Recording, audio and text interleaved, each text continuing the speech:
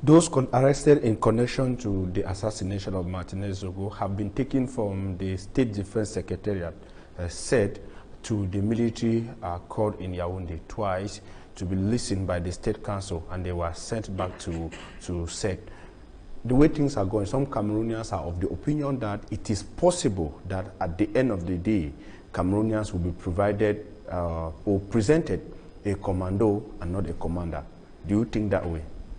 Non, disons que pour ceux qui pensent que les allers et les retours des prévenus devant le tribunal militaire est une mauvaise chose, moi je continue à accorder un crédit à ceux qui nous dirigent, je ne dirais pas la justice, pour avoir une volonté de faire jaillir la vérité. Peut-être qu'ils ne veulent pas, compte tenu de la qualité des personnes mises en cause, prendre le risque de se tromper. Peut-être qu'ils veulent faire de ce dernier crime, de ce crime, le dernier dans la gestion des affaires dont ils sont en charge aujourd'hui, et voudraient peut-être profiter de cette occasion pour se refaire une santé et une crédibilité en montrant aux Camerounais que l'impunité peut avoir des limites. Yes, it is already more than 1 month. It is already more than 1 month since Martinez Zogo was kidnapped in Yaoundé and taken to an unknown destination. His body was later found at the Bogo, as Juva said. The investigation was launched by the President of the Republic. We have a mixed officials from the gendarme and the police in Cameroon, the highest of state officials involved. But Cameroonians think that it is taking too long. Is that not, are you not of this opinion? Non, non, je ne suis pas de cette opinion.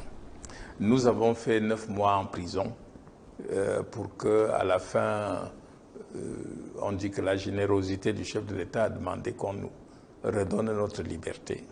Il y en a qui, dans le cadre même de ces problèmes anglophones, sont en prison depuis 5 ans et ne sont même pas jugés.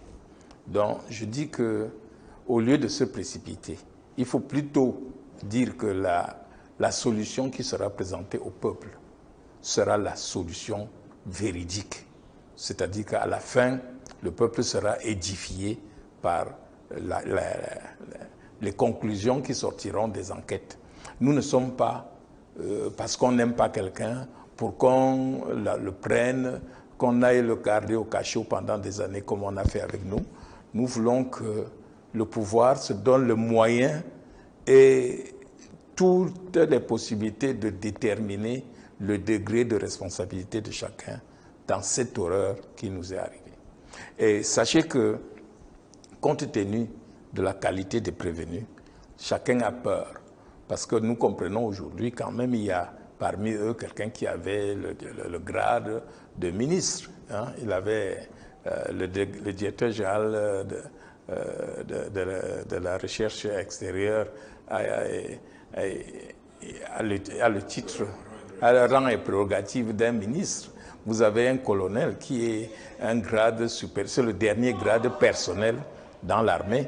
Parce que dans l'armée, quand vous arrivez colonel, ça veut dire que vous avez fini le grade de mérite. Il reste maintenant le grade politique et le grade de général qui ne dépend plus de vous, mais qui dépend de la politique.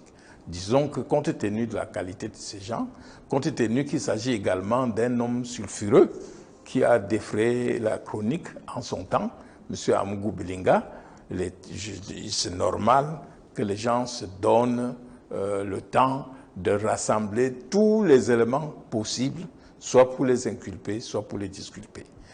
Ceux qui par avance pensent que c'est des moyens, des superfuges pour enfin dire que Zogo est mort pour rien, je ne suis pas d'accord. Déjà à ce stade, Zogo n'est pas mort pour rien, monsieur.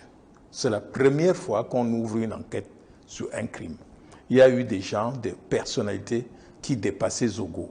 Hein. L'évêque Jean-Marie Bala, on n'a même pas ouvert d'enquête. Il y a eu d'autres journalistes. Mais Dieu a voulu que ce petit Zogo soit le déclencheur de la fin de l'impunité dans notre pays.